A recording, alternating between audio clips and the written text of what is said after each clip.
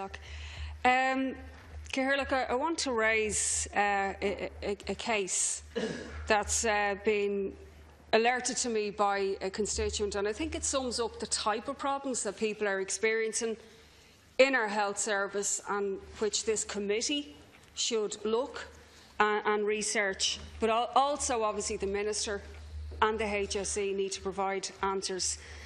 The case, and I've obviously checked with the constituent, and they want this issue aired publicly, because people don't want the issues aired publicly for answers, but also so that these things don't happen again.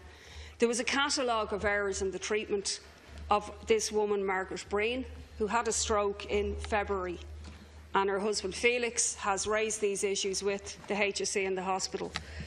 On the Saturday, 20th of February, Mrs Breen suffered a stroke. Her husband rang for an ambulance, and these times are confirmed by the ambulance service, at 13:48 in Huntstown in Mulhuddard. Now, despite us having an ambulance and fire brigade station very nearby, the ambulance was routed from Maynooth in County Kildare. It arrived at the house an hour later at 14:44. Now, if you look at reports that are done into the ambulance service, their targets are they have an 8-minute response Echo and Delta, and these are their targets, and 19 minutes Echo Delta. Instead, this family had to wait an hour while the wife was clearly suffering a stroke. There has to be answers to that. To add insult to injury, the driver didn't know the area, being from Kildare, didn't know the route, and decided to go through Blanchardstown town centre on a Saturday afternoon, through the traffic, through the shoppers, etc., adding to the journey time. En route to Connolly Hospital, then to discover that there isn't a stroke treatment there at the weekends, only Monday to Friday, then had to make their way to the Mater Hospital. Now, so obviously they arrived there very late. When Mrs Breen was being treated at the Mater Hospital, that was fine. In a specialist stroke unit, she suffered her second stroke on the morning of the 23rd of February 2016 at approximately 6:15. The HSE needs to explain to all of us and to this family why somebody in a specialist stroke unit will be left unaccompanied to go to the bathroom, for example, not checked when they didn't arrive back. There was a 20-minute delay before anyone even noticed that Mrs Breen had suffered a second stroke in a specialised stroke unit. And then there was a further delay in her examination by the medical team, who didn't review her till 6:55 a.m. Again, these are all official times. A CT scan was ordered at 7:06 a.m, but it didn't take place till 7:57. Why does it take 51 minutes for a CT scan to be done on somebody who's suffering a second stroke in a specialist unit? But we also need an answer as to why there was a delay then in the ambulance transfer to Beaumont Hospital, where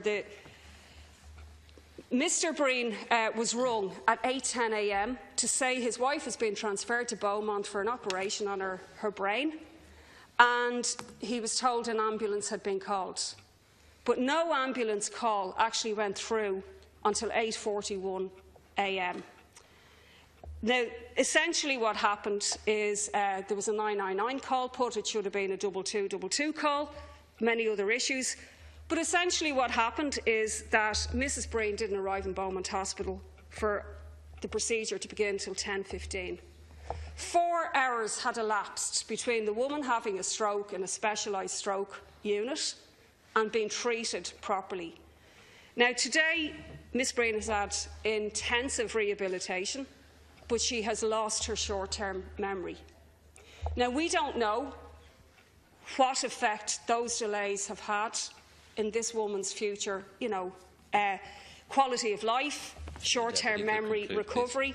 I just finished now, Cathaoirleach. But why put out ads telling people to respond within minutes to a stroke if an ambulance won't arrive for an hour? Why put out ads on taxpayers' money if ambulances can't respond when people do notice a stroke? And also, when there's an increased prevalence of stroke in society among young people as well, this is something really serious that this committee, the Minister, the HSE has to answer to this family. Why a woman was waiting 4 hours to be treated, to get the treatment that she needed, and eventually she had to have a brain operation. Thank you, Deputy. And I think there's real questions for the ambulance service. I'm running out of time. You're well over time. Well, I know, but I don't think there's a rush for time either, in fairness. But I was just going to finish by saying that there are reports about ambulances, and the response times can be dramatically improved when money is put in, when personnel are put in.